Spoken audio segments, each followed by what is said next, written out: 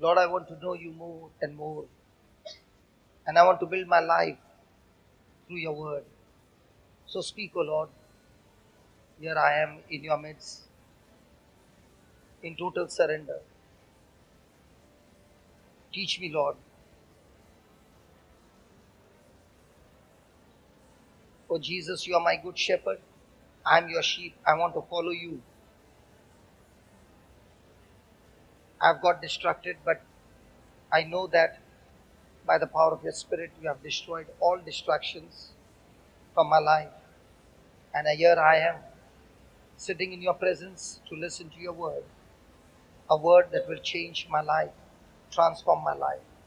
Thank you and praise you in the glorious name of Jesus. In the glorious name of Jesus. Come on, let's give the Lord a big hand of praise. Come on. Come on. Hallelujah. Hallelujah. Yeah, please be seated.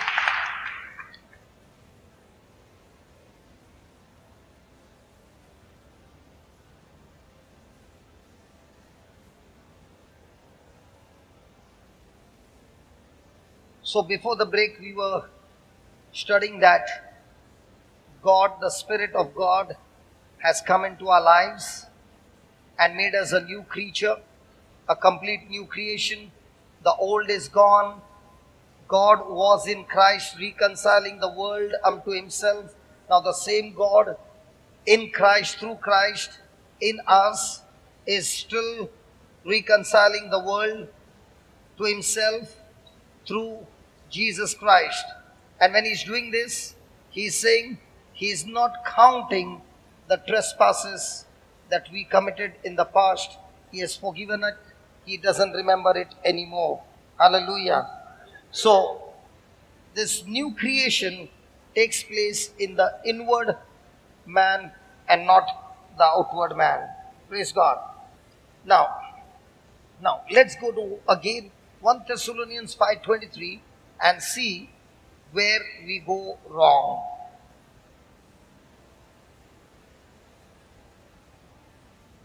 And the very God of peace sanctify you wholly, and I pray to God your whole spirit, soul, and body. Praise God. So the word of God starts from outside or from inside. See, the God heals you from the inside and not from the outside. Everything in God's kingdom starts from inside and not outside. So if you want things to change on the outside, what needs to change first? On the inside. If the inside doesn't change, there'll be no change on the outside. Because the things on the outside is coming against you to make you a slave, to get you into bondage, to get you into fear. So the things on the outside will have power over you when I have not changed on the inside. I'm still corrupted on the inside.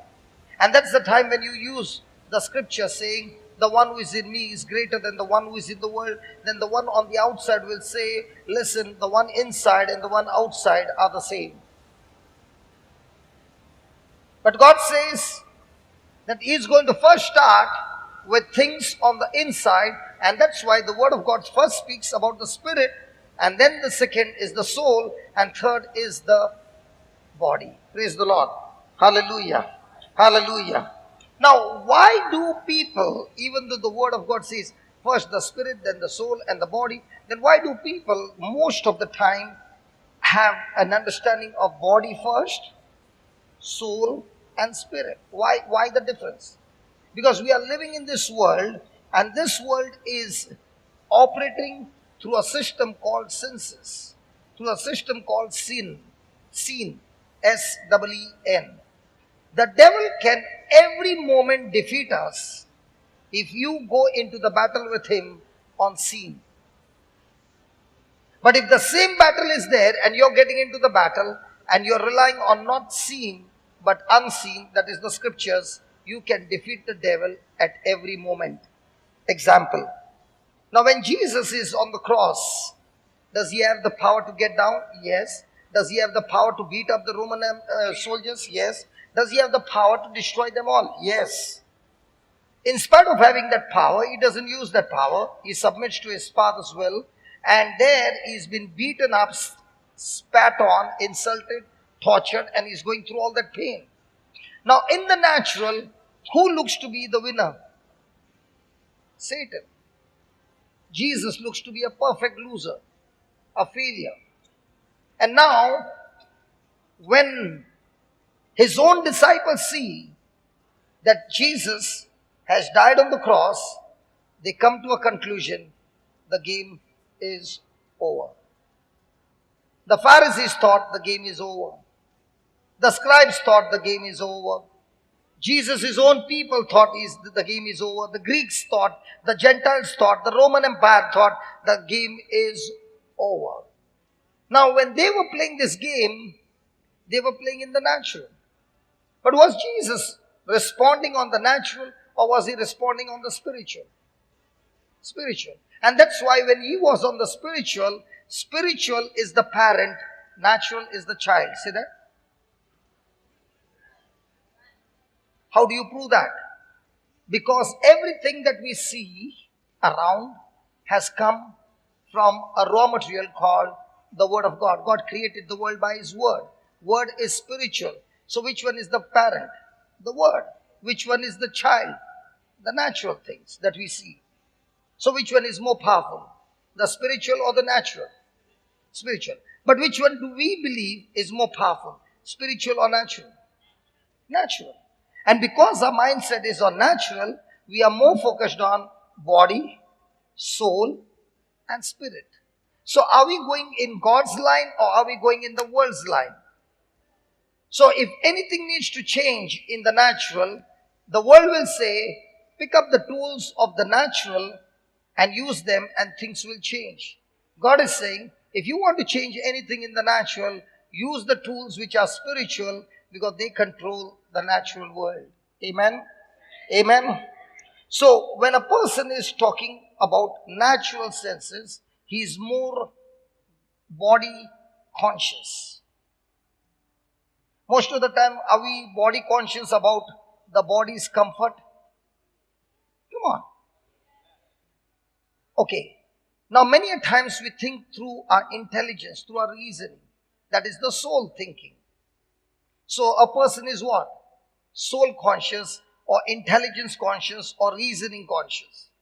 But supernatural doesn't take place in body conscious, neither mentality conscious. It takes place only when a person is God conscious. So when is a person God conscious? When his mind, when he's focused on the spirit, when he's focused on the word of God. Now take for example, in a one given day, 24 hours, which one am I focused throughout the day? Body, soul, or spirit? First body, second soul, and spirit means when I have to pray, I'm in spirit. Are you following? But God says, no, make it the other way around. First, be spirit conscious, because that's where the Holy Spirit will talk to you. That's where God speaks to you. Then be soul conscious. The spirit conscious will help you to be soul conscious, where your mind, you remember, Vinod was in the middle, the mind, when he makes a choice to agree with the spirit, Alvin was on the left. Now when they both are in agreement, the body has to take orders from the soul. Now the body is also submissive to the spirit. Praise God. Now what's happening? The person's whole life is changing. Hallelujah. Hallelujah. So most of the time we are either body conscious or mental conscious, and that's why we do not see the supernatural, because even in our prayers that we make, it's more on body and mental, but less of scripture. Now today God is saying, you want to grow spiritually strong, then you start first by being a spiritual person that is always looking for the scriptures to renew your mind. Let's take for example, a person has been jobless for 2 months or 2 years. What things might be in his mind? Spiritual or mind or mental? Mental. Mental is saying what again and again? I got no job. I got no job. I got no job. I got no job. I got no job. No job. No job. No job. Now, during the time, the person says, yes, I have no job. But God says that He has got plans for my welfare and not for my destruction. So, even though I have no job, I have a job, a beautiful job, that I can spend this time with the Lord, building myself spiritually and growing myself in the scriptures. Now, what is he doing? God conscious, body conscious, mental conscious. God conscious. When he's being God conscious, God in a supernatural way is going to open doors for him. And when he's got a job, now he's not going to operate on the natural, he's going to operate in the spiritual, and that's when things will change. I remember in my early days, extremely early days, when I just got born again and I was going and preaching in the gullies, there was this Bible class, my first Bible class. And there was this girl who had just finished her graduation. This girl has always scored excellent. She is excellent in sports. She is excellent in her studies. She has come first in the college. Okay. Now, having this kind of qualification, her friends got job and she did not get job. Are you understanding? She got good certificates. She has she is not qualified. She is overqualified with the excellent marks, and she doesn't get a job. And her mother tells her, "Please come for the Bible class." And she's angry with God. So just to please her mother, she comes. Okay. And when I speak to her, she says, "Listen, I've got all these qualifications, and I don't get a job." I said, "You are not getting a job for the next 1 year." She said, "What?" I said, "You're not getting a job for the next 1 year." She said, "Why?" I said, "Because when God has given you such a powerful intelligence, His call over your life is also extremely high. And how many of you believe when you get a big position, you get a big responsibility? Come on, they pay you more, but they take more from you. And I said, when your responsibility is more and you do not play the game spiritually, you will be stressed out and even go and commit suicide." So she said, "What do I do?" I said, "Come for the Bible class for 1 year and you will get a fantastic job." She said, "Are you sure?" I said, "I'm 100% sure." So she came for the Bible class and she was the only student who did her homework well. Do you know why? Because she never went and did her homework. What I thought, her mind was so powerful that she could mug it up in no time. If I speak something, a big paragraph, she'll speak back to me with fantastic memory, word to word. Are you following? So she was my excellent student, always very good in her studies and in the Bible studies, giving the answers, definition, you name it, everything. And after 1 year, she gets a job. And she gets a job on a very high position. And when she goes to the office the first day, everybody welcomes her. And few of them say, "We want to see how many days or hours you will survive in that department." So she says, "What do you mean?" She said, "Many have come and many have gone. Because the boss that you are working under, nobody stays for a few days. If you got the guts, stay till evening." Now, you understand what I'm saying? Now, when they said that, she quickly jumped to a scripture and said, "God, just as you were with Joseph, you are with me." And the Bible says when the Lord was with him, with Joseph, the Egyptian master took a liking on him. So I don't know about others, but because you are with me, this boss is going to take a liking on me. Now what did she do? Did she quickly switch over to spiritual? Come on. The boss comes in and he keeps on putting the pressure and he keeps saying, and she keeps saying one thing: the Lord is with me. And because the Lord is with me, He gives me the wisdom, He gives me the patience, He gives me the strength, and He makes everything powerful and good. I'm successful because God's favor is on me. So every day she comes to the job, she does that. The month is over and she gets her first paycheck. Do you know what she gets? Not the same salary. She gets 1.5 times the salary. The boss is so impressed and is so happy.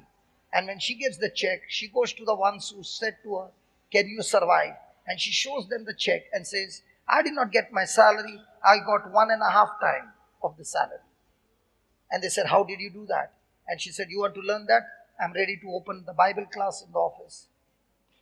Praise God. Hallelujah. The boss came after 1 month. The boss says, I don't know what happens to me. I come in the cabin with anger and all those things. But the moment I see your face, I become absolutely cold. Can you tell me why it is happening like this? She opens the Bible to Genesis 39, shows it to him and says, this is what my God has promised me, and I'm standing on this word. He begins to ask her, how did you do that? She begins to explain to him the Bible. She got a job, but now she knows how to keep the job, and not only keep the job, get success and promotion on the job, and get the boss converted through the scriptures. Are you following? Are you following? Amazing. And she comes with after 1 month, and she says, hey brother, what you said was so true. If I had got this job and I had not grown spiritually, I wouldn't have stayed for 24 hours. This man, who is a tough man, actually brought out the great capacity that I had in me, which I did not even know. His pressure made me do things in spite of my tiredness. He built me up into strong physically, spiritually, mentally, in everything. And she told the boss, thank you for being so tough with me. Because of you, I have become a tough fighter as well. Because those who are spiritually people, they use every opportunity of opposition to build themselves up and not focus on being a victim, but being a victor. I want to ask you, how many of you would love to stay minus 45 degree for 2 days vacation? He's talking about 2.5 years. Nobody? God bless you. Is it a challenge? Come on, is it a challenge? And that's what spirituality is all about. Telling your mind to shut up and just obey the scriptures. Not giving your mind any room to run in a direction that is comfortable, but telling the mind, stay there and you shall not move till I tell you to move. Because who is the real person?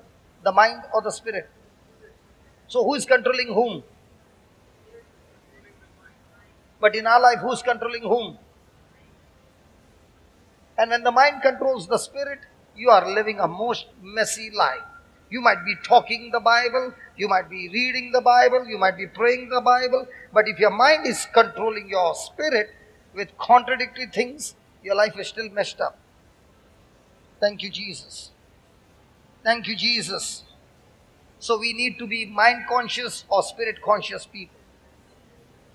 So ask a question to yourself. Am I mind conscious spirit or a spirit conscious spirit?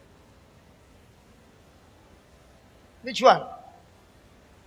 And as long as you are mind conscious, your desires are not fulfilled, you are still sitting there and broken and busted and crying, and all your dresses become wet, and all the colors that you put on your face have all become watercolor, praise God. But thank God now they have come up with waterproof colors.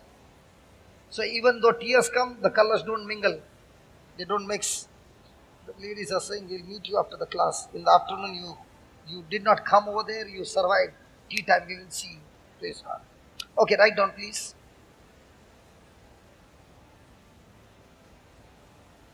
The Bible begins on the inside. The Bible begins on the inside.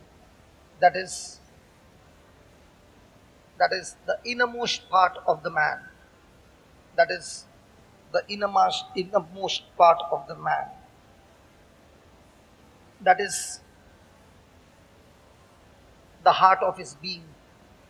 The heart of his being. Which is his spirit. Which is his spirit. And it comes on the outside. And it comes to the outside. And it comes to the outside. Linton, no camera, okay? No camera. Keep it over here only. Don't focus the camera. Promise? Sister, can you please stand? I'm talking to you. Can you please stand? No, the nun. Can you please stand?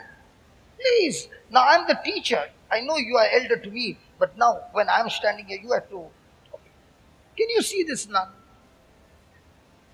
How does she look? Papa, aap dekho. Very simple, full of compassion, full of love. Can you just turn, please? Please. Don't come up, you'll come on the camera.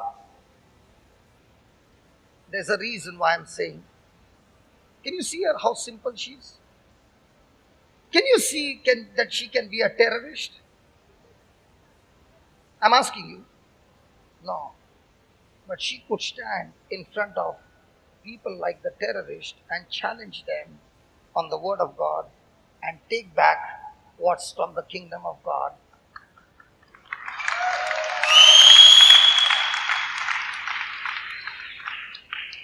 The people who came against her, people in Bombay tremble at their name. And they told her, in 24 hours we will finish you off if you mess with us. And she stood on the word of God, not only stood the ground, took back what they had stolen from her, and that very piece of land is now a school for the children who come over there.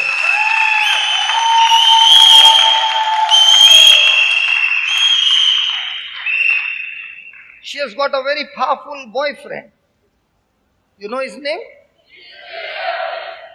And she said to them, don't mess with my boyfriend. If he gets angry, you know what he can do. Praise God. Yeah, sister, sit down, please. So when you look at people, I wonder if she will even kill a cockroach. Because she's so simple, so gentle. You know, whenever I see her, I feel like hugging her and I don't leave her. She's like a sweet mama, isn't it? Her face like a mama. Okay, like you can say grandmama. Praise God.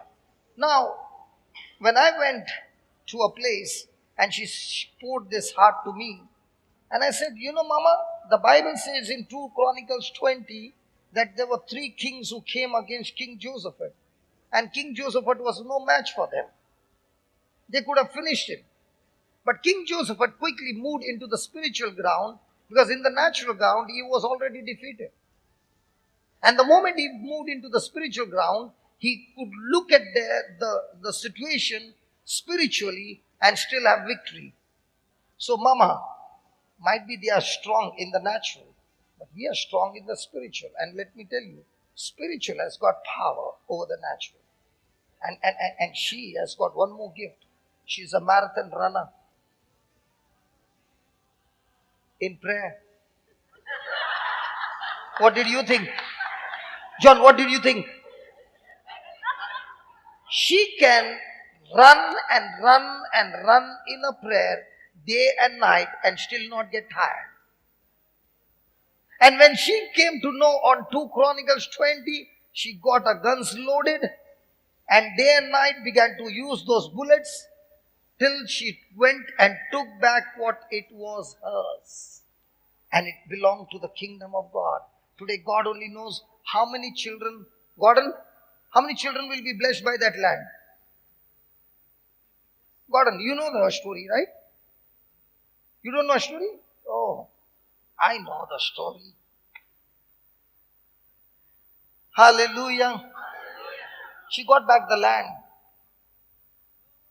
बड़े बड़े शाने लोग को ठिकाने पे लगाया खाली प्रार्थना से कभी आमने सामने मिला नहीं यहां से गोली मारा गोली जाके स्कड मिसाइल के ये सब पकड़ा लेके आया Now don't go to her and say, sister, pray for me. Sister, whoever comes, no, tell them you also be a marathon runner. I'll introduce you to my boyfriend. If you don't know my boyfriend, I will introduce you. But don't come to me, go to him directly. He is waiting for you. He wants to have a relationship with you directly. He doesn't want any agent in between. Can somebody say amen? Can somebody say amen?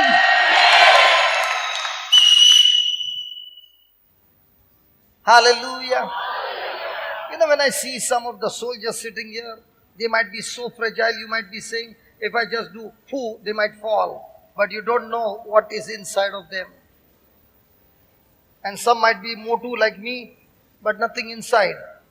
Praise God. A small shot from the enemy can knock off a person. Where's the sister? Can you stand? Ching, ching, ching. She understood what I'm saying. Have you brought your musical instrument? Show us. She'll never come without a musical instrument.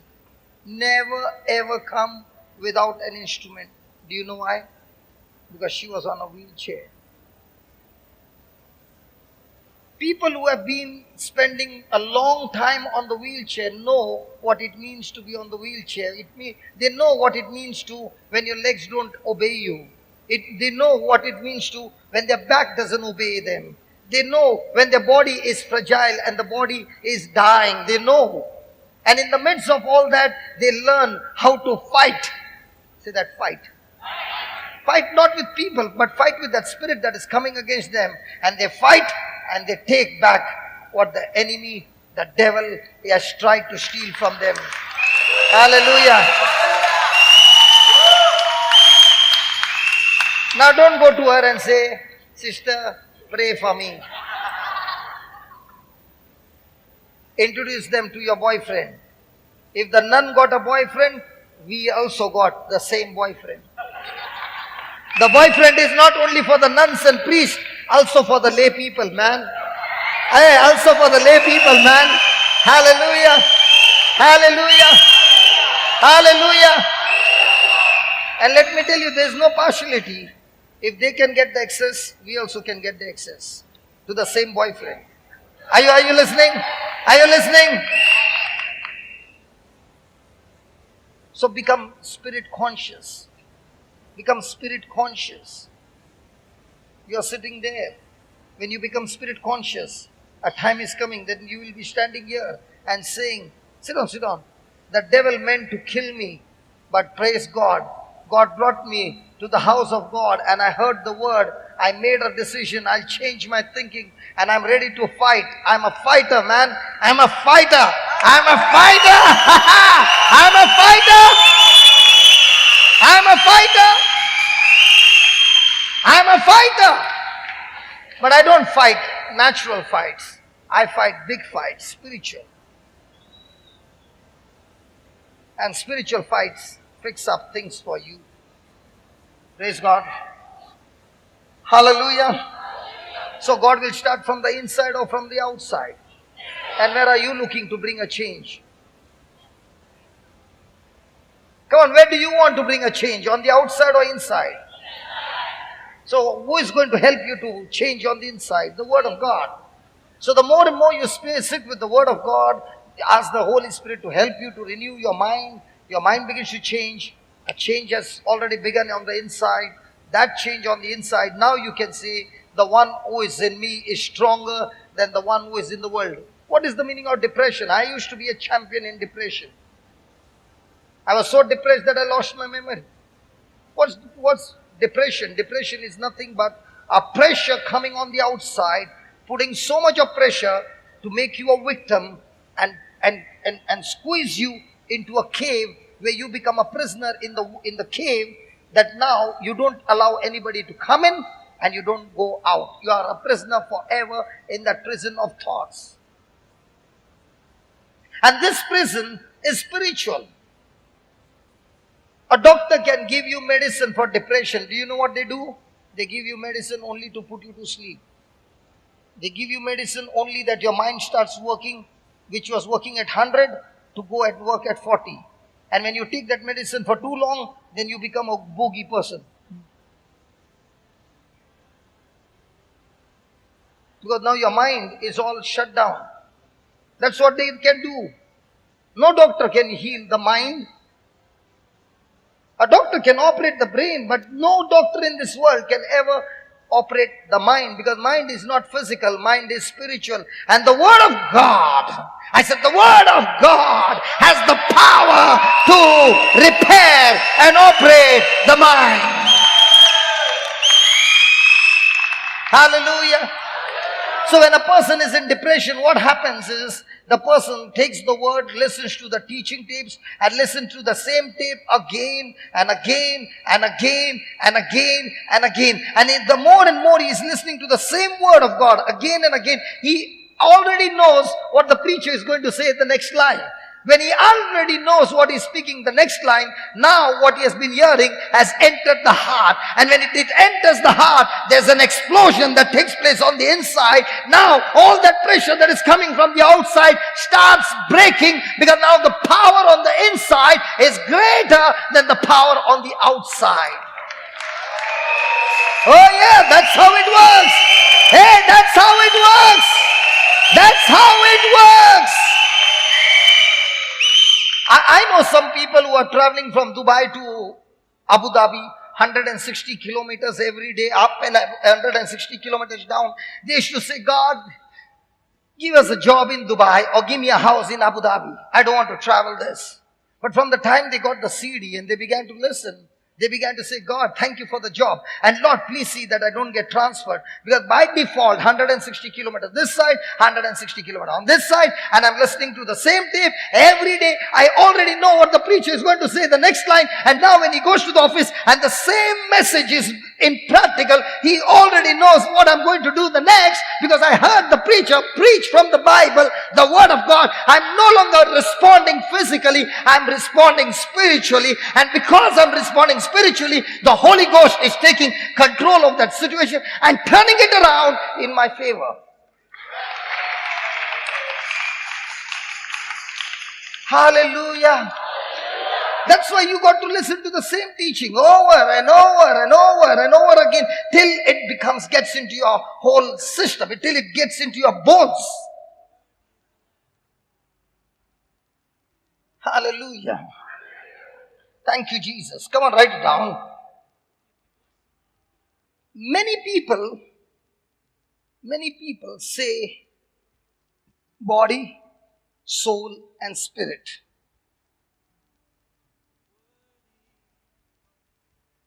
Many people say body, soul, and spirit because they put the body first.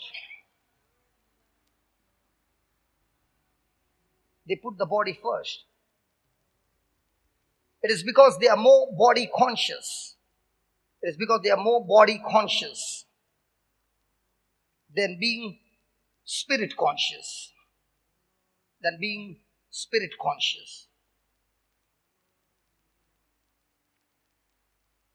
Natural things mean more to them. Natural things mean more to them than spiritual things.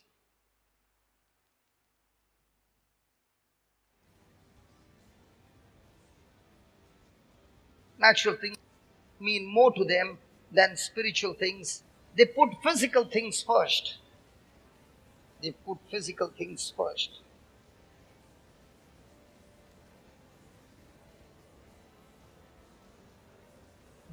Next paragraph, we are more mental conscious people.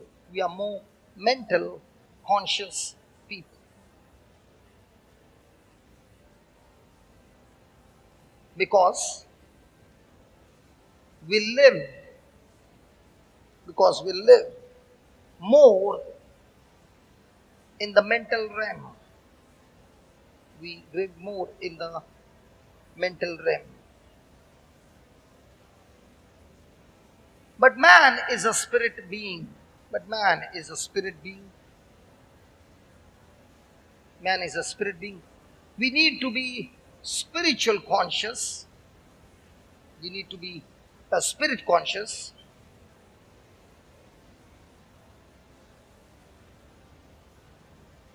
Then spiritual things will become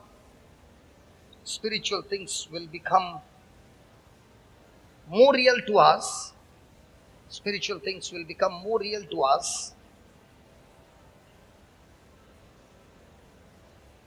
The more spirit conscious we become, spiritual things will become more real to us.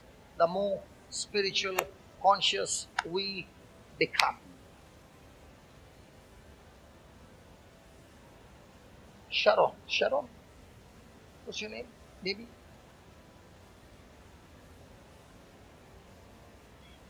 Roselle. Okay, Roselle. Can you stand up, Roselle? Can you come here?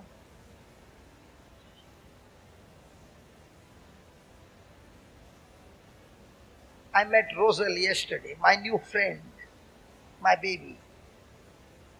Yesterday we had a healing service and Roselle was there. Now, how old are you, Roselle? Oh, you should not ask the woman their age. We can ask the children their age. Can we ask children their age? Okay, baby, what's your age? 10 years.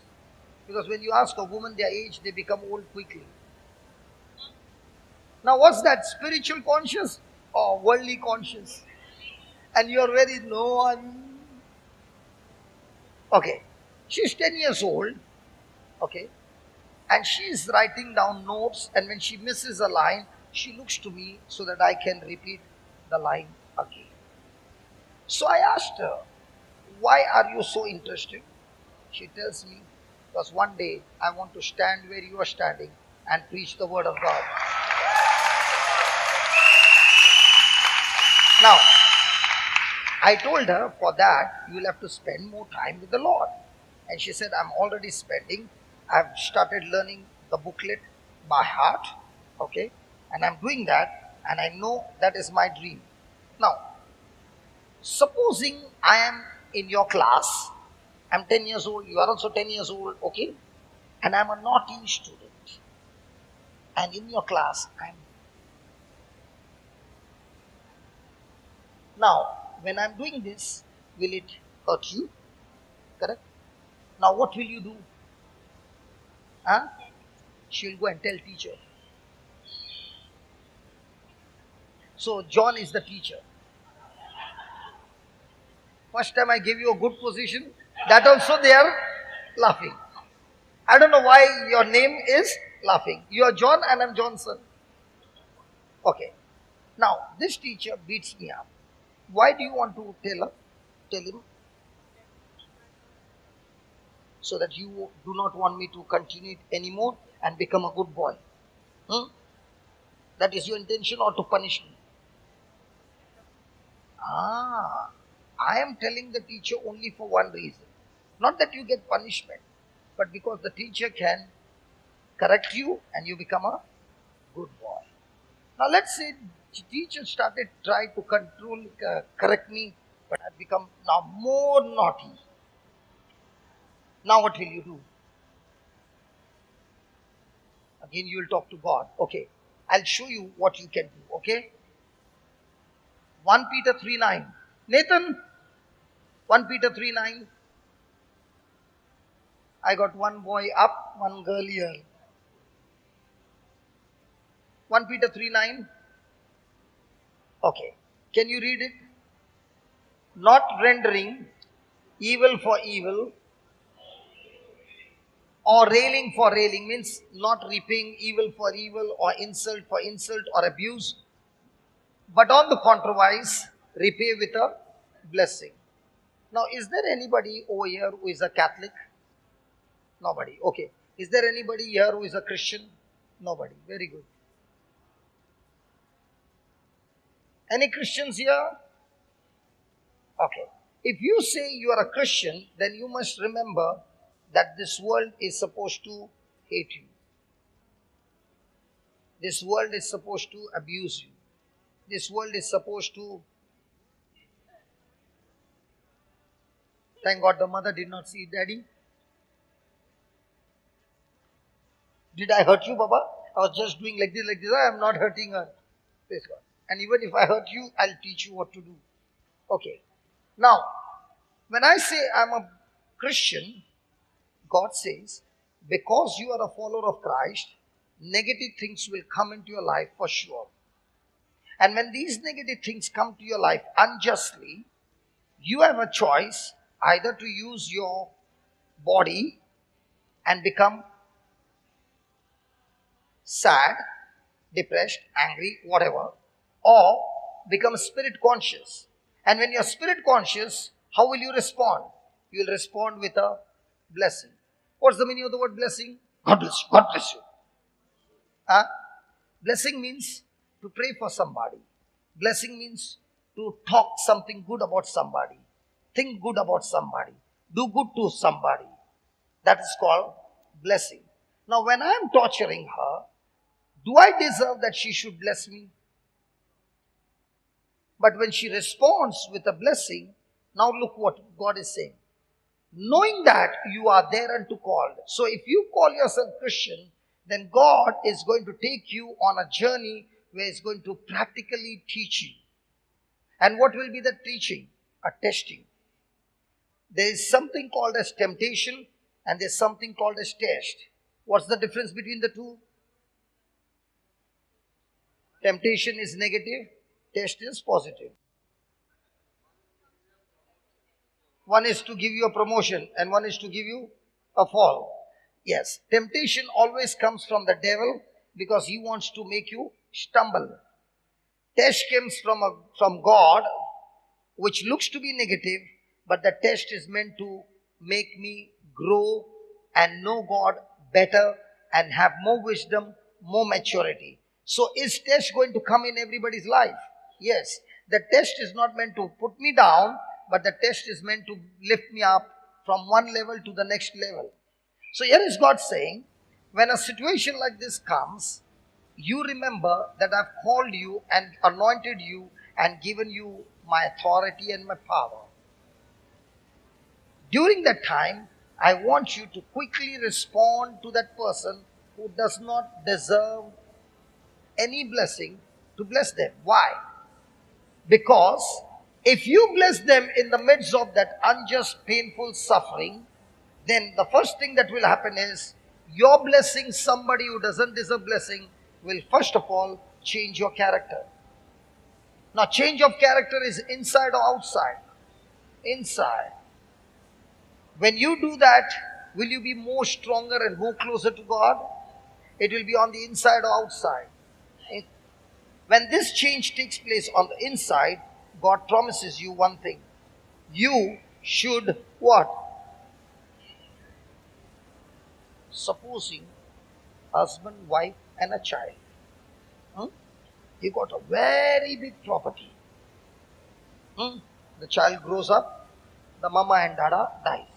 Who gets the property, Baba, in Goa? The neighbor's child, yeah.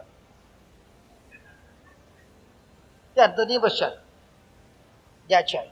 Did the child work hard? Then how come the child will get? Because the parent's property comes to the child. That's all she knows. It is called as inheritance. So, before we can inherit the blessing, there will be 3 tests. In one test, there will be 3 question papers and you have to answer those question papers. The first question paper that you are answering goes to the devil. The devil wants me to respond with negative attitude of crying, getting bitter, getting frustrated, cursing that person, which we used to do quite often earlier. John, you and I are the only ones who admit. All the others are all saintly people. You better take an autograph and take 2. Keep one for you, one for me. Because when they die, we will see in one of that Saint Marina, Saint Jocelyn is instigating you. That is also a test. What did he do? What did you do? करके आसा. He is putting chavi. He is putting fire. And she said, praise God. Now, when these things happen, we have a tendency of reacting. So John acted, so she can happen. So that is called reacting. So what notice she sent to the devil? I obeyed all that you told me and I did it to the full. Give me good marks. One notice to the devil. But if I don't operate what the devil wants me to do, but I operate with a blessing and love, I send a notice to the devil and say, hey, listen devil, all this time I was your slave, but I've got evidence to prove to you with a document. You wanted me to obey you, and I show you that I am a rebel against you. I will never ever obey you. And therefore, now you have no ground to come and steal my goods. First notice. Second notice to Jesus, where you are saying, hey, listen, supposing some children are playing, and one of the boy is very naughty. Okay. Then the ladies will be sitting and they'll say, he looks like that Sequeira's son. Won't they say? Looking at him, he looks like that. No? In Goa you all don't do? Yeah. In the same way, when you're responding with love, you are sending the notice to God and saying, God, can you now see that I have now shown you with evidence that I have your nature, your character, your gifts, your way, and your fruit. And Jesus, you are the true vine. I am your branch. I am connected to you. And you gave me this opportunity to produce the fruit. So the next notice goes to God to prove that I am led by the Spirit of God. And therefore, I am a child of God. Two notice. Third notice goes to the devil. Third notice goes to yourself. The document. Where you show the document and you say, hell, I want you to see this document. I passed the test. And based on this test, I'm supposed to inherit my blessing. So, somebody come and trouble me. And you trouble me more, I go and buy a cake and celebrate. Because now I know how to respond to this unjust suffering with love and with forgiveness and with blessing. I just downloaded inheritance of a great blessing. So now, when she hears these teachings and she goes back home, and let's say in the neighborhood somebody does, now what will she do? Come here. God bless you. Now what did she learn? Spiritual or physical? So in our everyday life, what do we do? Spiritual or natural? Natural. So how many inheritance have you lost?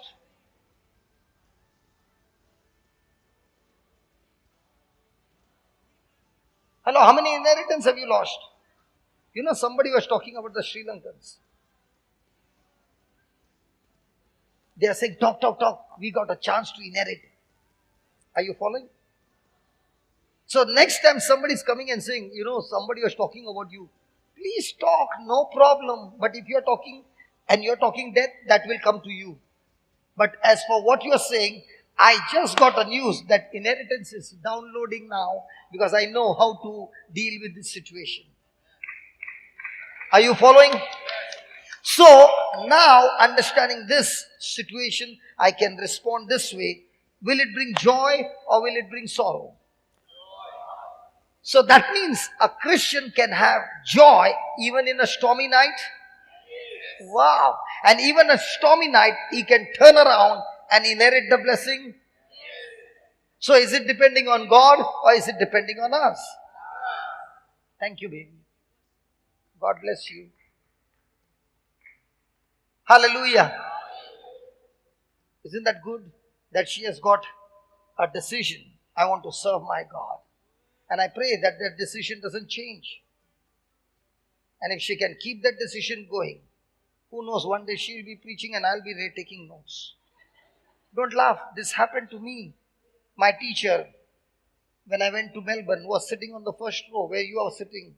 And I had got made my opening prayer and I did not even know that she is attending the class. And I turned, and when I finished my prayer, I saw her. I left the mic and I ran and I went and hugged her and would not leave her and crying with tears. And they thought, who is she that he is hugging her, and left the mic. And I said, that's my mama. And they thought I met my mama after many years. I said, this is my spiritual mama who taught me from the Bible. A for apple, B for ball. That is what we learned in school. She taught me, my God shall supply. She gave me the first verse, Isaiah 41:10. Just put that Isaiah 41:10. When I was in depression, she gave me the first verse. Do not fear, for I am with you. Do not be dismayed, do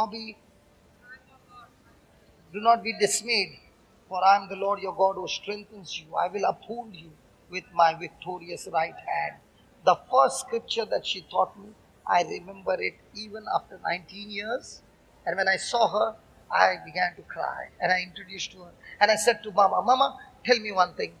The day you saw me with all those demonic spirits and all that, could you ever think that the same boy whom I'm teaching now, some 16 years back, later on, the same boy will be in Melbourne? You were in India at that time. You never had plans to go to Melbourne. 14 years or 15 years, 16 years later on, you will be in Melbourne, sitting in one place where you are yourself a Bible teacher, sitting there and taking notes from your student. And this is my prayer, that I will sit in your class and listen to the word of God that you preach in the future, in Jesus' name. Well, let's give the Lord a big hand. Hallelujah. So are we going to be physical things conscious, mental thing conscious, or spirit conscious? And if you are spirit conscious, my friend, you will walk into the supernatural. Hallelujah. Fear you not, for I am with you. Be not dismayed, for I am the Lord God. I will strengthen you. Yes, I will help you. I will uphold you with my right hand of my righteousness. Praise God. Hallelujah. Thank you, Jesus. Thank you, Jesus. Can you just close your eyes and make a prayer of what you heard and ask God, Lord, teach me to come out of being so conscious about physical things, mental things, and teach me, Lord, to be spirit conscious. Teach me, Lord, to rely on you. Teach me, Lord, to depend on you. Never more to worry or fear of anything, nor be dismayed about anything, but be strengthened by your word, by your presence, by the power of your spirit. For you are the one who will help me, you are the one who will exalt me, you are the one who will uphold me, you are the one who will keep me on the strong foundation of the word, that the storm will come, the wind will come, the flood will come, the wind will come and beat the house, but my house will still stand, because I've made a decision to be spirit conscious and no longer physical or body conscious or mental conscious. Thank you and praise you, Lord, for this in Jesus' mighty name. Amen. Amen. Hallelujah. So write down, if we are going to be led by the Spirit of God, come on, write down quickly. If we are being led by the Spirit of God,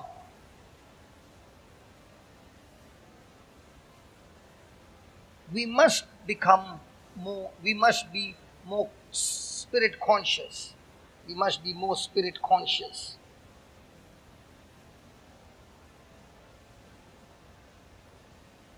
Or else we will miss the whole thing. Or else we'll miss the whole thing.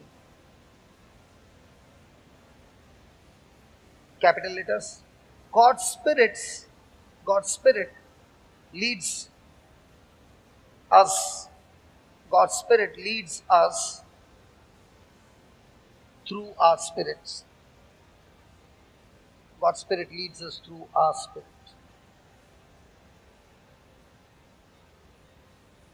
So put spirit first. So put spirit first. Be more spirit conscious.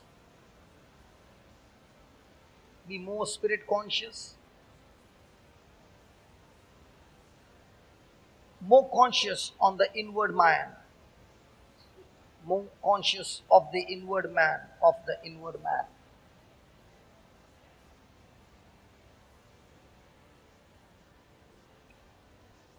Realize that you are a spirit man. Realize that you are a spirit man or a spirit being, and that you have become pastors, and that you have become a new creature, a new creation, that you have become a new creature, a new creation in Christ, by God, and this will help you to grow spiritually. This will help you to grow spiritually.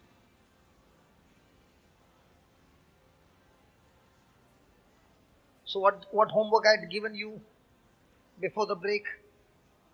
To say, I am a spirit being. I have a spirit. I have a soul. Very good. And I live in a house or a home called body. Come on, say that again. I am a spirit being. Now, do you know why I'm asking you to repeat it again and again?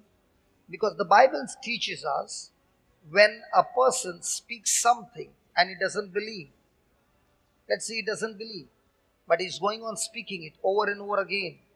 His speaking over and over again brings faith. Faith comes by. So when he's hearing it more and more and more, he begins to believe. And the more and more now you believe that you are a spirit being, it will help you in your spiritual life. It will help you to exercise your faith. And now you will be more spirit conscious. When you are more spirit conscious, now you will find that you are led by the Spirit of God. Is that clear? Hello, is that clear? So, for the next 3 minutes, can we talk to ourselves? I am a spirit being, I have a soul, and I live in a house called the body. Come on, everybody.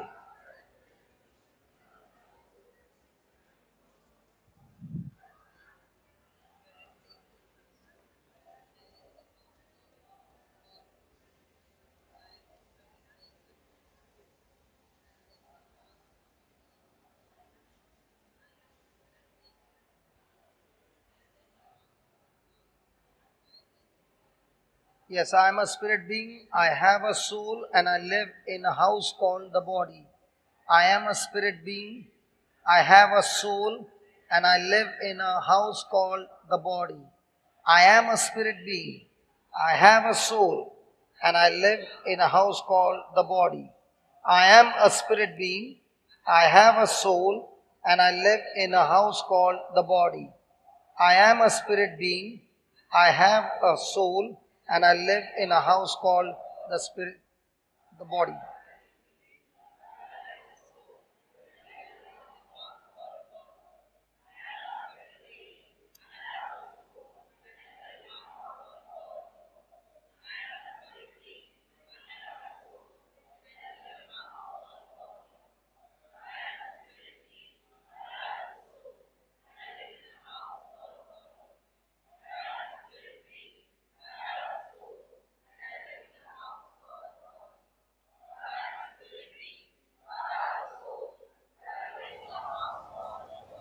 Okay. Now. There's another question that will come to you when you're saying this.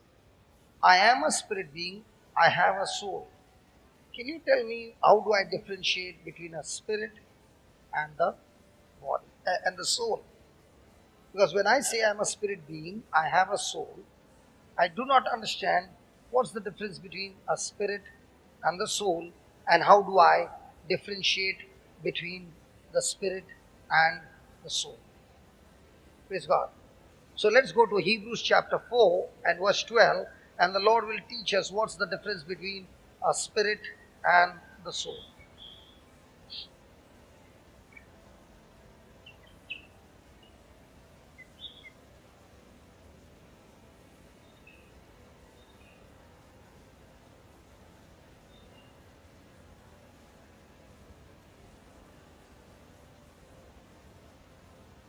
Everybody, the word of God is quick and powerful and sharper than any two-edged sword, piercing even to the dividing asunder of.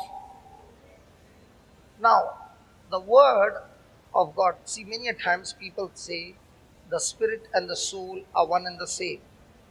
But here is the word of God clearly mentioning that the word of God has the power to divide between the spirit and the soul.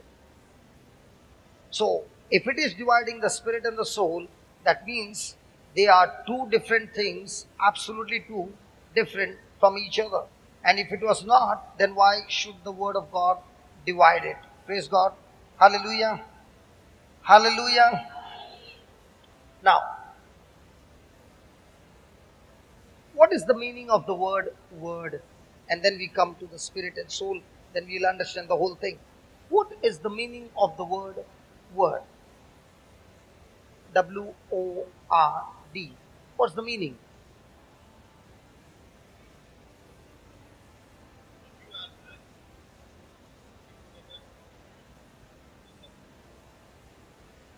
I'm talking from spiritual context.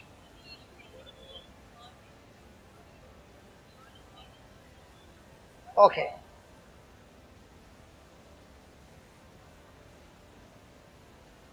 This is a bottle which is a physical thing. Agree? This bottle is a container in which there is a physical substance called water. So when God created the world, He created by His word. So the word is a spiritual thing, not a physical thing. Now what's the difference between physical and spiritual? Physical is things that are seen. Spiritual are things which are real but you can't see them. Okay? So the bottle is a physical thing because you can see it. The word is a spiritual thing which you cannot see it. Now somebody will say, how can you say that the word is a thing? Because now in your own conversation we say, come here, I want to tell you something or some word. Then you say, see that you don't tell anybody any word. So we know that by our communication that words are things, but they are spiritual things. And this spiritual thing is a spiritual container. Now when I'm speaking words, they are coming out of my mouth. None of us can see the word, but we can hear the word. Now this word which I'm speaking is nothing but a sound.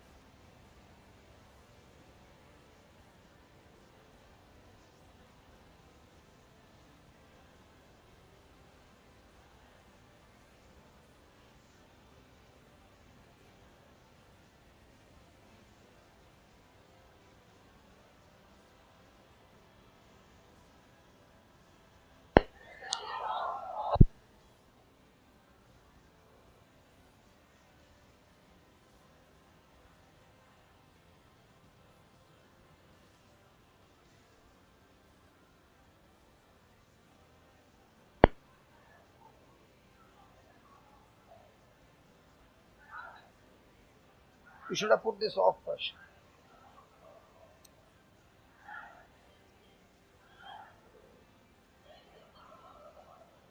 Okay. Now you will agree with me that I'm making a sound,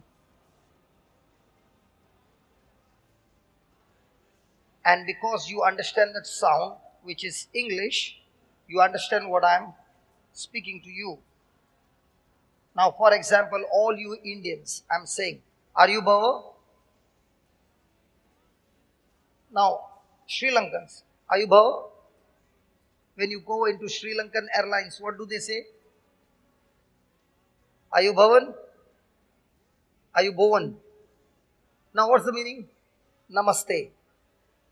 So when I go to Sri Lankan Airlines and they say, are you Bhavan? I say, no, I'm Johnson. So I love to go in Sri Lankan Airlines and I purposely will stand and they will wish every passenger, are you Bhavan? Are you Bhavan? Are you Bhavan? I said, no, you asked them all. They are not Bhavan, but I'm also not Bhavan, but I'm Johnson. And then they will start laughing. Then they'll say, no, you did not understand. I'm not speaking English. I'm speaking Sri Lankan. I'm sure you will not forget this one word, Ayubhavan. So the next time you find a Sri Lankan, what you are going to find them during the break, what are you going to say? Or are you going to say, I'm Johnson, I'm John? Okay, now because they have learned a sound which is called Sri Lankan, they understand that language. But actually speaking, we are only making sound. And that sound, what we are making out of our mouth, is interpreted by learning the meaning of that sound, which is in words. Are you following? Did you follow that? So, in other words, God has made a spiritual man who imagines things, and whatever is in his mind, he releases it out of his mouth in a form of a sound, and the other person on the other side who understands the sound interprets what he's speaking. So, in other words, I'm releasing my faith, my thoughts, my fears through my words. Are you following? So words are nothing but spiritual containers which has a substance called faith or fear or empty. I might say so many words which I might not mean. So it's still a container having the same sound but substance zero. I might say a sound, by the wounds I am healed. By the wounds of Jesus I am healed. But at the same time go to another person and say, please pray for me, I got diabetes. So when I said I am healed, the word says I am healed, but the substance inside says I am not yet healed. Are you following? So when words are spoken, these words are substance stored in a container, and when that substance is faith, the Spirit of God uses that raw material called word with the substance called faith and changes it from spiritual to natural. Wow. I never knew that. Huh? Again. The words are spiritual containers that carry spiritual substance, faith or fear. When it is faith, the Spirit of God will use that substance called faith and change it from spiritual to natural. If it is containing fear, then the evil spirit will take it and change from spiritual to natural.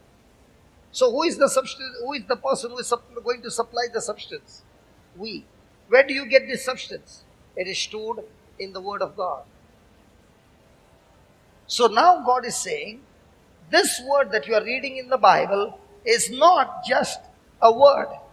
It is a spiritual container frozen in the Bible, and when you take it, you have just activated in your life, and now when you speak it out, you are releasing that word in the spiritual realm that will travel into the future and come back to you in the form of physical manifestation.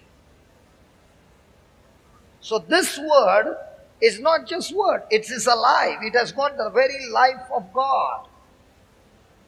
It is extremely active. So if you want some action in your life, the Word of God brings action in your life. Hallelujah. Hallelujah. It is not passive, it is always active. And this Word of God is powerful. Say that, powerful. What's the meaning of powerful? Now we had power full of electric supply till suddenly it tripped. The moment it tripped, my mic went off. So having no power to continue, the mic would have been off.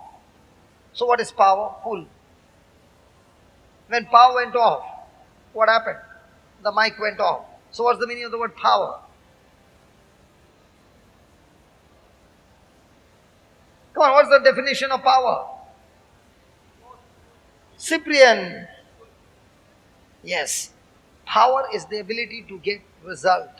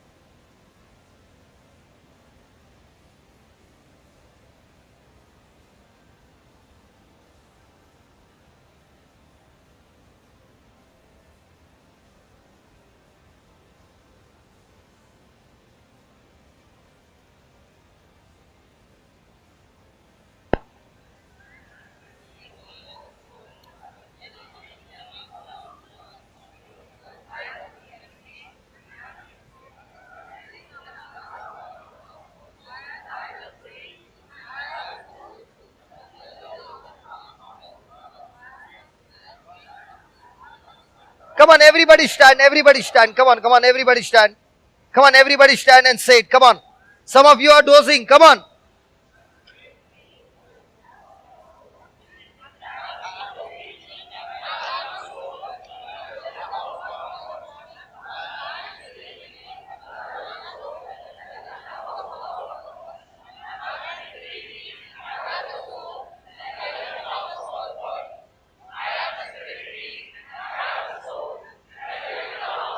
Praise the Lord. Just put one, just put one. Only put one speaker. Praise the Lord. Hallelujah. You all can hear it? Or should I put more amplifiers on? You can hear it? Clear? Okay, sit down. Just put one. Hallelujah. Are you sure you can hear those behind? Clear? Or should I increase my volume? Little increase. Praise the Lord. Can't hear? Very clear. Okay, praise the Lord.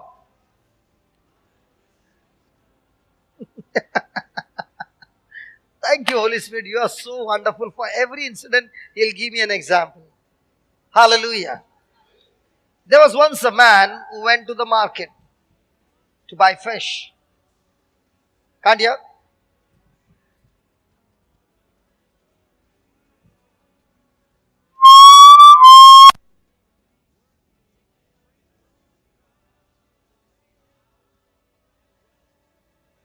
Praise the Lord. So, this man went to the market to buy fish. So, the lady who was sitting there, she had a small fish. So, she put that fish on the platform and she said, "Here's a fish." And the man looked at the fish and said, "This is too small."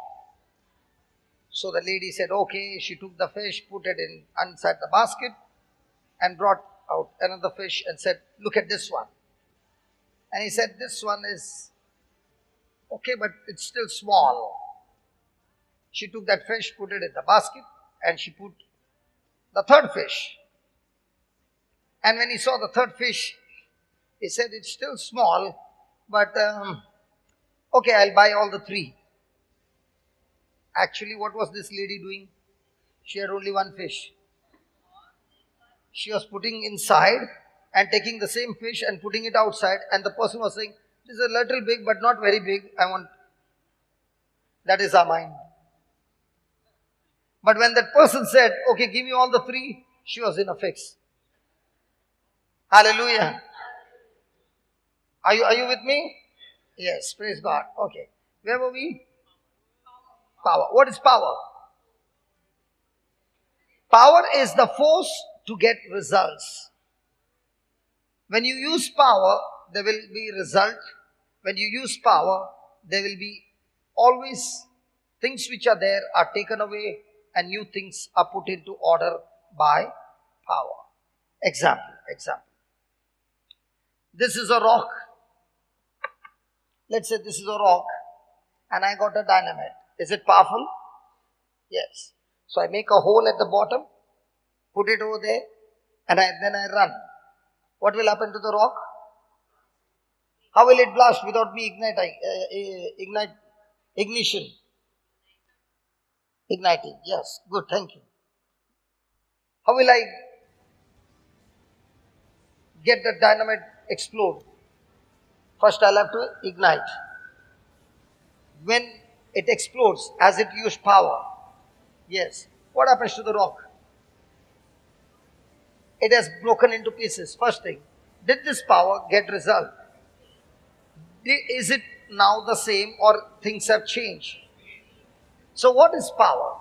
Power is the ability to get result and to change, replace it with new things. And the good news is, the word of God is. So do you need some action in your life? Do you need some results in your life? Do you need some change to take place in your life? You need what? Power. And where do you get this power? In the word of God. So if your marriage is in crisis, do you need a change? Yes. Do you need the ability? Do you need result? Yes. Where will you get it? In the Word of God. You are sick in your body. Do you need a change in your body? Yes. Do you need result? Yes. Do you need from sickness to health to come in your life? Yes. You need what? Power. And what is the Word of God? Not only powerful, all powerful. So the Word of God is active, the Word of God is alive, the Word of God is powerful, the Word of God is effective, the Word of God is energetic, and the very powerful is the Word of God is operative.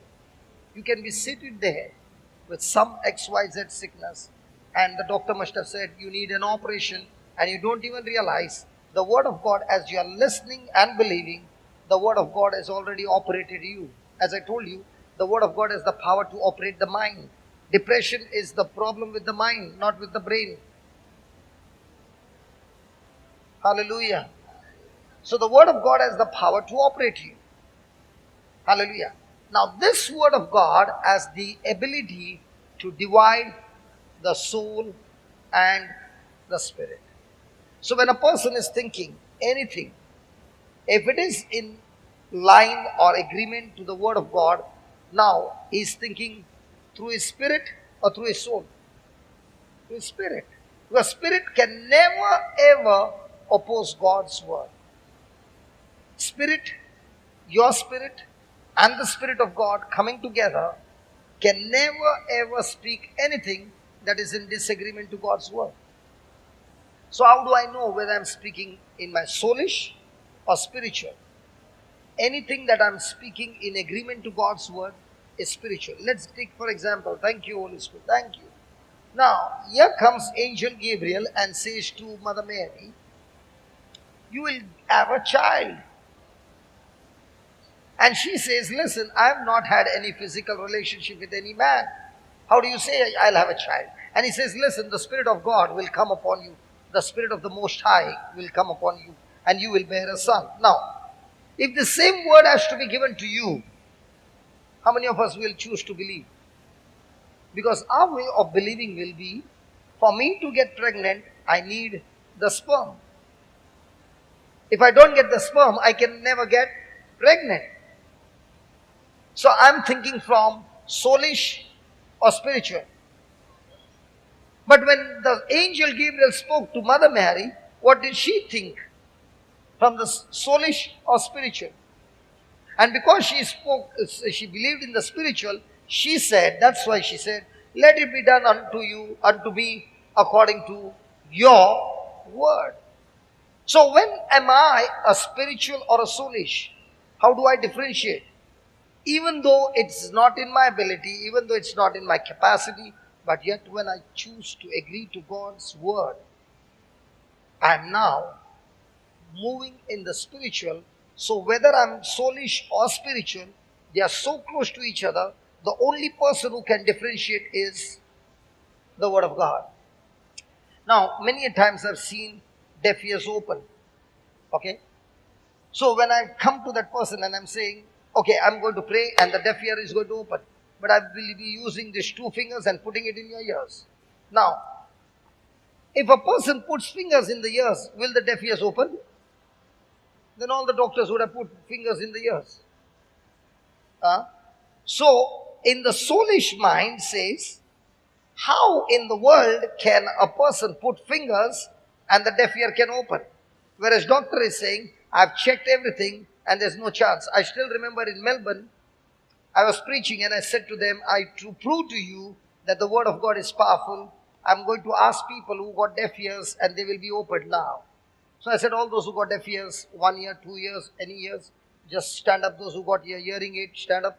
And there was this man who was sitting right in front and he stood up. So I said, come here. And there were 12 others standing, 12 or more.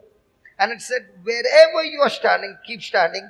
And the person sitting next to you, I'm going to teach him to pray. And all of us are going to be healed. So I called this man and he stood. And I was about to pray and he said, wait. I want to tell you something. He's telling me. Now, what he is going to give me information? Is he going to give me the information of the condition of his ear? Come on. Now, is he going to give me the information what he's feeling or what the doctor has told him? Correct? And what he's going to speak to me, is it going to benefit my faith or steal my faith? So will I listen to him? So I never listened to him. And I made my prayer. And then I asked him, can you hear? He would not speak. I said, I'm asking you, can you hear? He says, unless you give me to speak, I will not speak. So I said, okay, speak. Then he said, this ear of mine, which is deaf, this one is okay, this one, has been operated 7 times. And on the 7th time, they could not operate for me anymore. That it had got so damaged that they removed all the organs connected to my ears, and they have closed my ear whole with skin grafting so that the water doesn't go in. So actually speaking, I got an external ear. I do not have an internal ear. Now, if this man had to tell me this before I could pray, will I pray over him? He doesn't have a ear. So I said to him, okay, even though you don't have a ear, what happened to you now? I want to hear that. And he said, that's what I want to tell you. I don't have a ear, but when I close this ear, I can still hear you speak everything. So what's the meaning? Can a finger go into the ear and open a deaf ear? Soulish? No. Spiritual. Why will it open? Because I read it in the Bible, Jesus did the same. And Jesus said in John 14:12, everything that I did, you will do the same if you believe. And not only you will do the same, but you will do greater than what I've done, because I'm going to my Father. I'm sitting there and interceding and praying on your behalf. Hallelujah. So now it is spiritual or soulish. So in our life, every day, I must ask myself, whatever I'm thinking, is it backed up on the Word of God? Then I'm on the spiritual. So the Word of God divides my thinking, my believing, soulish or spiritual. So how do I know I'm thinking from my soul or thinking from my spirit? When I'm thinking in accordance to the Word of God, I'm still thinking through the Spirit. Hallelujah. Yesterday evening, some of you were not there. And I said, all those who are here and do not have the gift of tongues, please stand up. And we were all praying in tongues. And I said, who want to take these clients? By the time we finish, we want everybody speaking in tongues. Now, what was I speaking? Soulish or spiritual? Why am I so sure that everybody will speak in tongues? Because I got documents to prove my case, my faith, my assurance, my confidence is the Word of God. And that's what he says. The Word of God has the power to pierce through and divide the soul and the spirit. It has the power to move and go right to the joints and marrows. And also it is able to discern the thoughts and intents of the heart. Hallelujah. Give me 1 Corinthians 14:14.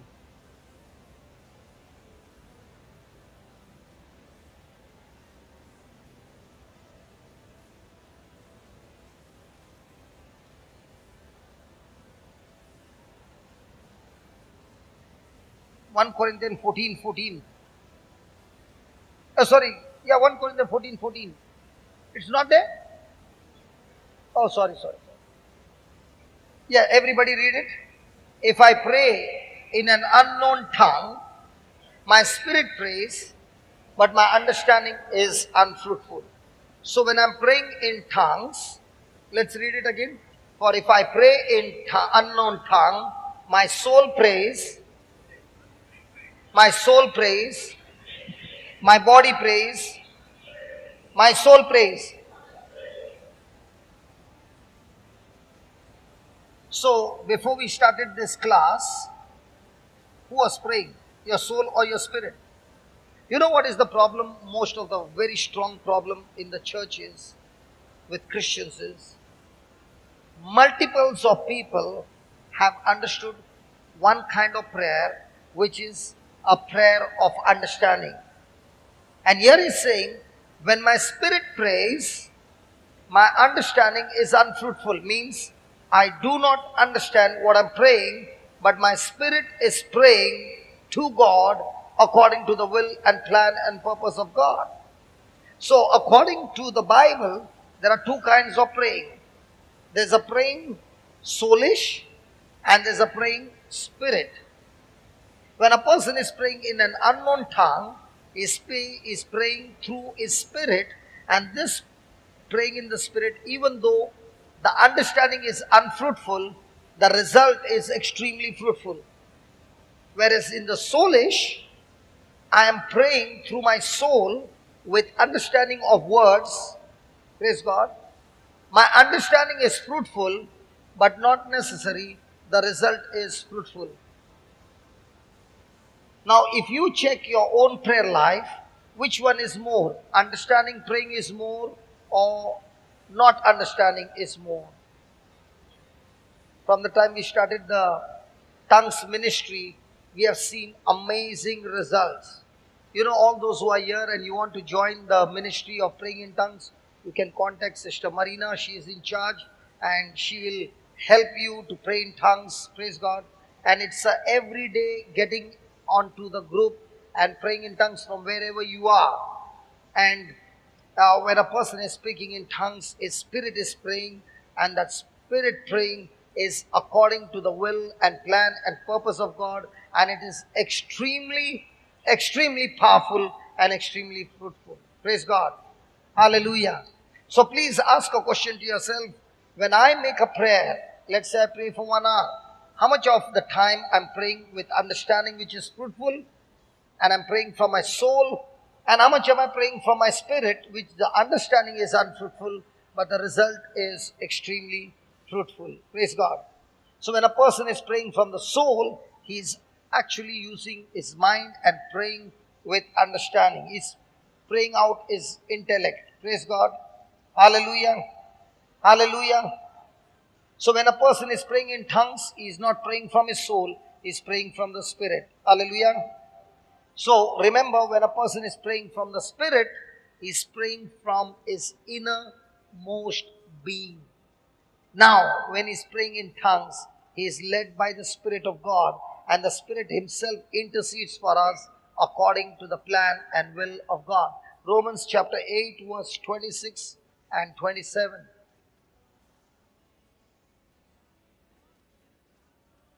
Romans 8, 26 and 27.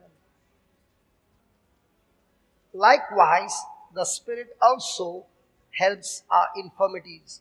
In other words, the Spirit of God comes to help us in our weaknesses. For we do not know what we should pray for as we ought. I don't know what to pray. But the Spirit Himself makes intercession for us with groanings which cannot be uttered. So when a person is speaking in tongues, he is praying without understanding, but now his spirit is praying with the help of the Holy Spirit and making intercessions according to the plan and will of God. 27. 27.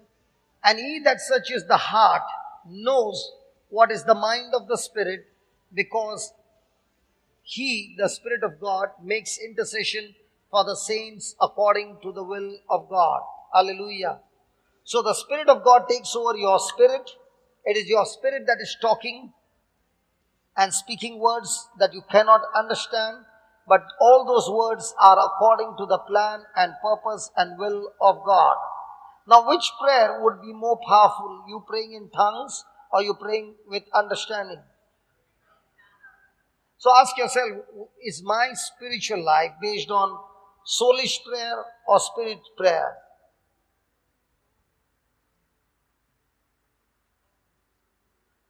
So write down, please.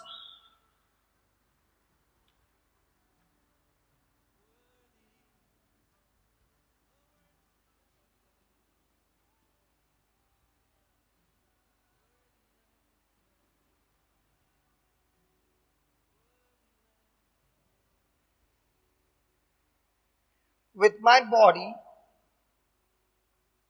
with my body, I contact the physical realm. With my body, I contact the physical realm. And with my spirit, and with my spirit, I contact the spiritual realm.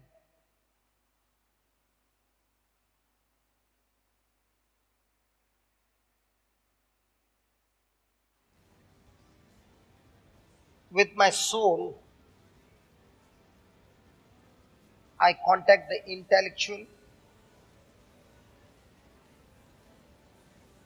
I contact the intellectual or soulish realm, which includes my emotions and feelings.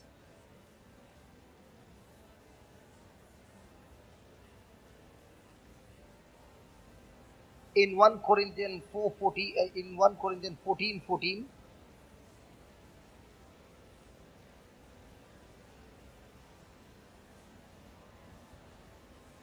1 Corinthians 14:14, 2 Corinthians, sorry, 2 Corinthians, no, 1 Corinthians 14:14, 1, huh? My emotions and feelings. Don't ask me to repeat because I will not know what I am speaking.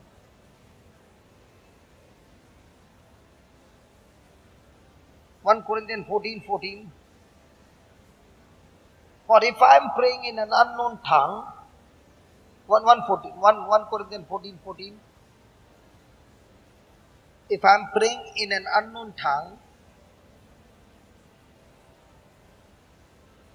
my spirit, my spirit, by the Holy Spirit within me, my spirit by the Holy Spirit within me, prays. So who is doing the praying? The Holy Spirit or my spirit? My spirit doing the praying, but who gives the utterance to speak? The Holy Spirit.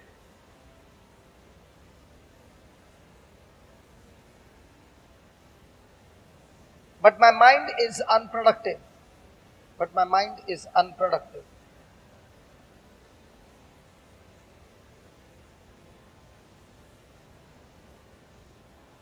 Our understanding, our understanding, our natural human mentality, our natural human mentality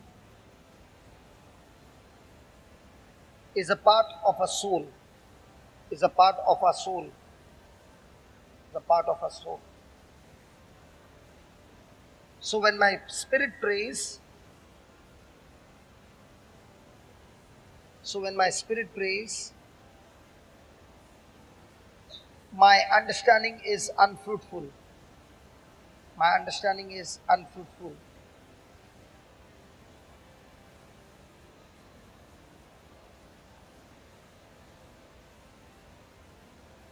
My soul does not pray.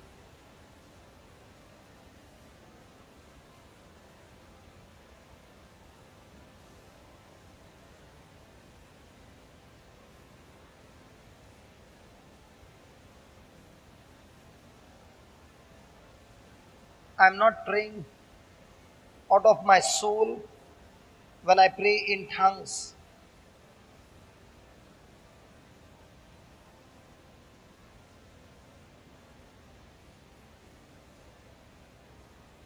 I am praying out of my spirit. I am praying out of my spirit. My heart, my innermost self, my innermost self.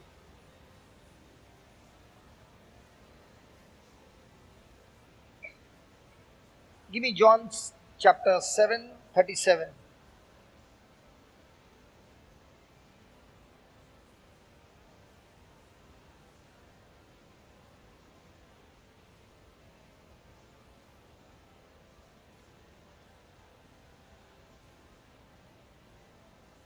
Are you ready? In the last day, that great day of the feast, Jesus stood and cried, saying, "If any man thirst, let him come to me and drink." In the last day, that great day of the feast, that is the Passover feast, Jesus stood and cried out, saying,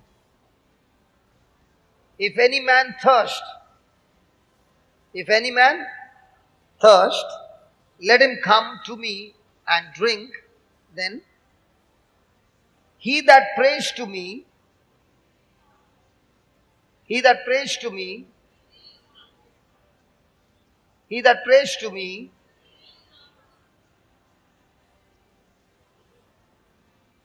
So all our prayers are the prayers in belief. When we pray, do we believe? Hello, when we pray, do we believe? Every person is believing. Every person. But not necessarily believing the word of God. But he's believing. When a person is in fear, what does that mean? He is believing the word or something contradicting to the word. So can a person pray with fear? Yes. So if he's praying with fear, is he believing the word or something contradicting to the word? So when he's believing something contrary, is the soul mind opened or closed? If he's believing contradicting to the word, is the soul mind tap closed or open? Closed. And when it is closed, will the power of God flow? No. So that's what he says. He that believeth on me, as the scripture said, out of his, out of his, out of his shall flow what? So everyone who believes in God's word is what? Rivers of. Now, is a river for an individual or for the community? Can the river be stored? Stopped? Does it keeps on flowing? Ask a question to yourself. Is your life stagnant or flowing for somebody?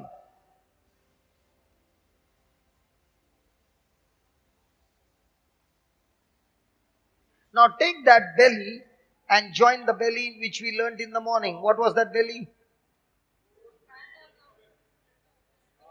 Proverbs 20:27. What did it say?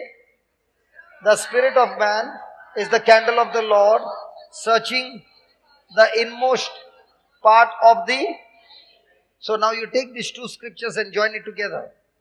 The spirit of man is the candle of the Lord, searching for the inmost part of the belly, and out of this belly now flows rivers of living water. Come on, let's give the Lord a big hand now. So, when will this river flow? When a person is soulish or spiritual? So, in each one of us, is the river there? Yes. But is it flowing? No. So, when the river flows, you will hear in India there's so much a battle between the states. I'm not going to allow this river to flow out of my state. Have you seen that? It's blocked. Which one in Mysore? Kaveri. There's always a fight between Tamil Nadu and Karnataka. Praise God. Because they want the water. Now, there is a river in us which flows. Hallelujah. I came from Ireland. Now, when I came from Ireland, a river began to flow all the way from India to Ireland. So, you are actually carrying not a river, but rivers of living water, which brings life to anyone with whom you start communicating Jesus. So the more and more you are spiritual, the more and more the river will flow. And when the river flows, there's more and more change and transformation in people's life. Hallelujah. Dubai, river is flowing. Sister from Dubai, yellow. Yes, river is flowing. Praise God. So there are people who have come from Dubai for a retreat. People have come from Oman. Oman? Yes, congratulations. So you are going to take from here the river of living water.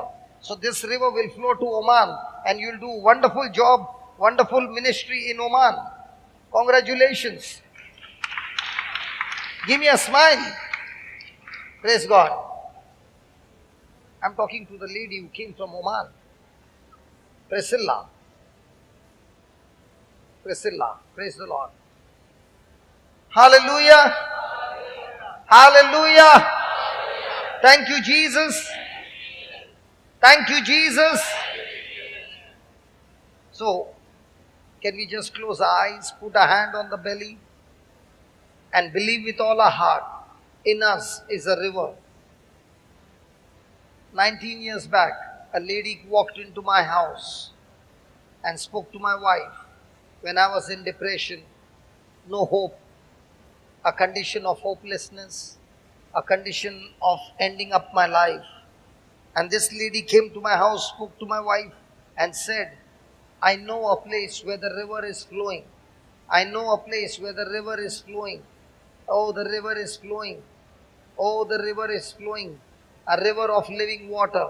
If you can take your husband to that place, that river of living water will bring a change in his life and transform his life. And I can still see my picture.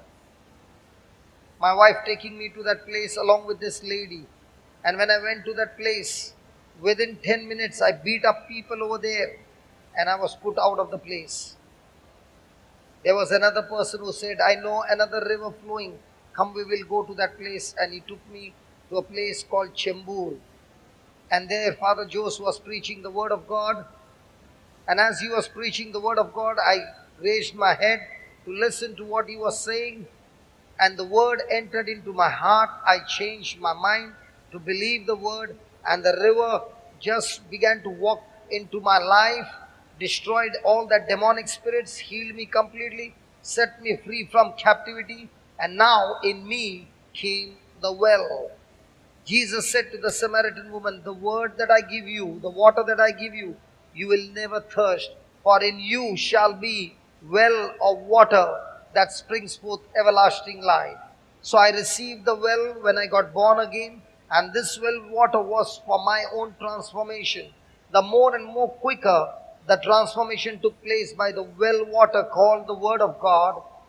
Now the water was not meant for me alone. I started a Bible class. I went out to reach out to others. Now that well turned into a river. And when it began to turn into a river, it started in my place called Bombay. Then slowly it moved to Mangalore, it moved to Baroda, it went to Bhusawal, it went to different places and then to Goa. And from then on, the river is just flowing and flowing and flowing. And in this river, I can see with my eyes of faith till today, millions of people's lives have got transformed by this one river.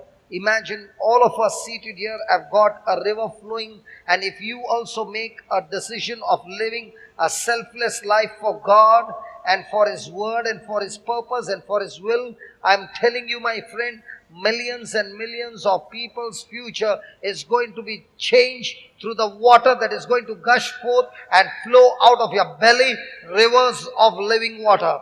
Rivers of living water, rivers of living water, rivers of living water, rivers of living water, rivers of living water, rivers of living water is flowing and is flowing and is flowing and is flowing. Talk to the Lord and tell Him, Lord, I am the one who has jammed this river with my unbelief, with my sorrow, with my selfish ambitions. Lord, today, with my own heart, I want to crucify myself, my flesh on the cross, and I want to live for you. I want to serve you, Lord. I want to follow you. Tell me, what do you want me to do for you? Lord, let this river bring a transformation in my life, a change in my life. I want to live for you. Thank you, Jesus. Thank you, Jesus. Thank you, Jesus. When I met Papa Brito for the first time, he did not know much about the ministry. And we started a ministry. He had never organized before, and we started it. And he took me to the place in Nagarcoil. I still remember when we went to the places that he took me. Two people can't walk together. It was in the slums. When you stand, the roof hits you on your nose. He took me to a very poor place where there were no lights, and we would use our mobile as a light. And we began to pray in those slums. And he gave me that session. And I would preach in wherever I would get 5 people, 10 people, 15 people, and I would preach. And for the first time, he began to see that there was on the one side preaching, then there was demonstration, there was healing. And I finished how many days it was when I had come? 1 week?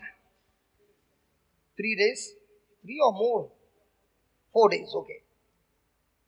On the 4th day afternoon, 2006, on the 4th day afternoon, there were many people who came to his house who were sick. And you know, when I'm preaching at home, it's very dangerous. When I preach at home, it's very dangerous. You know why? Because when I preach at home, I sit and I preach. And that's very dangerous.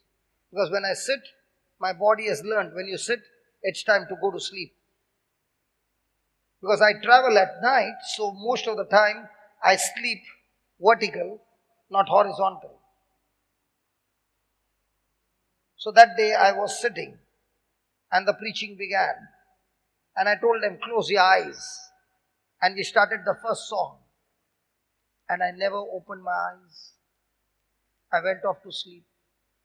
And those people were thinking, this preacher is praying for such a long time. 2 hours went by. And I opened my eyes. And when I opened my eyes, I saw all those people had disappeared from that place. That was the miracle. They waited and waited and waited, and the preacher never opened his eyes. So when a condition like this happens, you are definitely going to ask, Papa, tell me what happened. Tell me what happened. Why didn't you wake me up? Why didn't you wake me up? I was pleading with him. And he said, no problem. I said, what do you mean, no problem? Those people went home this way? He said, no, never. I said, what do you mean? Did Jesus show up when I was praying? He said, yeah, Jesus showed up. I said, what happened? Tell me.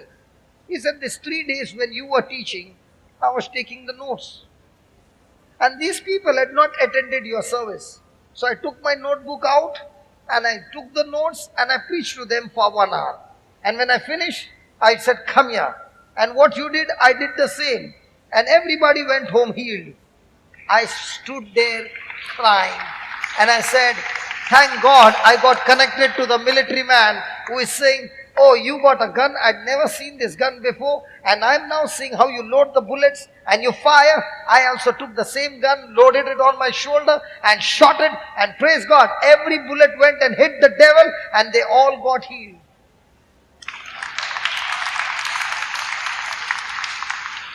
So the next time when I see a person from the army, I see a person from the Air Force, I get extremely excited. You know why? They are the most disciplined people in their mind. Once they have made a decision, they are like a crazy lock. You can't open it. They will give their life away, but they will not open it. And if you can lock their mind with the word of God, they are on fire for God. Hallelujah. So when I look at him and I see in Kanyakumari, Tamil Nadu district, millions of people have received the gospel. I can say the river went to Nagarcoil and now they are doing a powerful ministry there. And so many people's lives are being changed. Come on, there's a river flowing inside of you. Now when I see Alwyn and my brothers from Mysore, how many got baptized this time?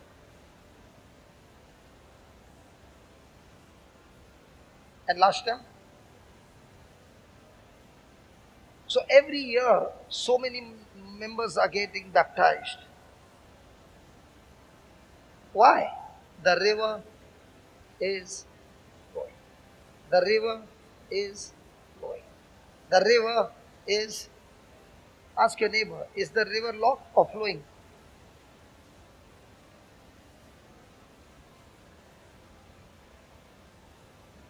River is flowing or locked? Sister Priscilla, the river is flowing. There's a big river inside of you, ready to flow. But only one thing, stop thinking about yourself and start thinking, God, what can I do for you? You did so much for me. Now it's my turn. I want to serve you. Not that I will get something, but because I love you. Yes, Priscilla. Come on, give me a 5. Come on, give me a 5. Come on, give me a 5. Oh, you are giving from down? Okay, no problem. Praise God. Hallelujah. Hallelujah. Thank you, Jesus. Can we all stand, please? Can we pray for 2 minutes from our soul or from our spirit? Are you sure? How many of you don't have the gift of tongues? I want you to raise your hands, please. All those who do not have the gift of tongues, can you come out here, please? Come out here, please. Come out, come out, come out, come out.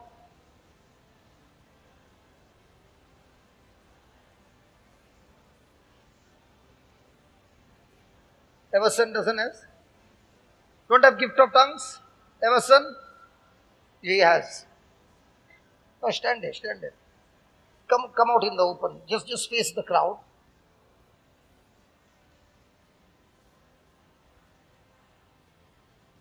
Okay. Come in front. Come soon. Okay, those who are standing and those who have the gift of tongues, can I request you, when people go for tea, you will stay back and take one of them, and then when they speak in tongues, both of you will go for tea? Come on. There's a river flowing, man. Come on, there's a river flowing. Yes. Come on, let's pray in tongues. Hallelujah. Hosha badara kadara kadere kedele laba kadara. Don't worry, you keep on saying hallelujah. John, you're going to preach to them during the tea break, them, and all the others are going to pray. Okay? Come on, let's pray in tongues. Come on. Dabada doko daraka dabaraka shidara kadabada rokodara kabara kadere kadara kadaro kadabada kadere kadere. Dabada doko daraka dabada kodara kadera kadabara kadaro kodabede kadala kadabara kadere kadala kadere kala karishi dara kadabere kadele ke. Dabada doko dabere kadela kadara kadara kabadoro kadere. Come on, pray from your spirit.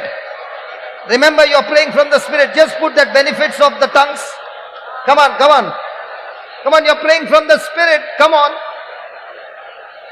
The Spirit of God is helping you to pray according to the plan, purpose and will of God. Come on.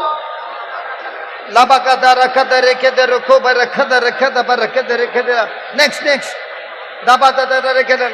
Tongues is drawing secrets to life complicated issues. You might be going through some complication. As you're praying in tongues, the Spirit of God is turning your complicated case into a testimony. The Spirit of God is turning your complications into a testimony. So when you're praying in tongues, you're prophesying your God-ordained future. Your God-ordained future. Come on, prophesy. Come on, pray in tongues, prophesy. You're prophesying your God-ordained future of your life, your family, your generation. Come on, pray in tongues. Come on, your generations. Come on, prophesy a fire, a revival in the community, a revival in the parish, a revival in your country.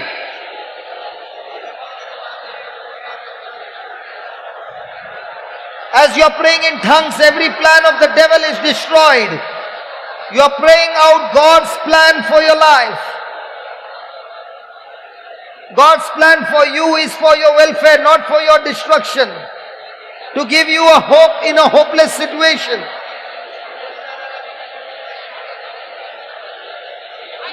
As you are praying in tongues, God is giving you new knowledge, new insight, new secrets. The mysteries of God are being unfolded. God Himself counseling you. All those things that God has hidden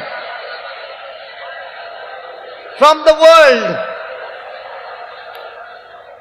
the spiritual charisms and gifts, the spiritual riches, God is imparting new gifts and charisms to you right now as you are speaking in tongues.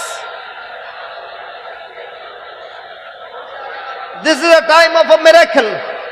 Hey, this is the time of a miracle. I said this is the time of a miracle. As you are praying in tongues, this is the time of a miracle. The Spirit of God taking charge. The Spirit of God moving into action as you are praying in tongues. Come on, come on, come on, come on. Bondages are broken. Bondages are broken. Prison doors are flung open. Depression is destroyed. Oppression is destroyed. Suicidal tendencies are destroyed. Come on. Come on. There's a recovery. There's a restoration. There's an acceleration. Acceleration in the blessings of God in your life. Come on, lift your voices and praise God in tongues. Come on, lift your voices.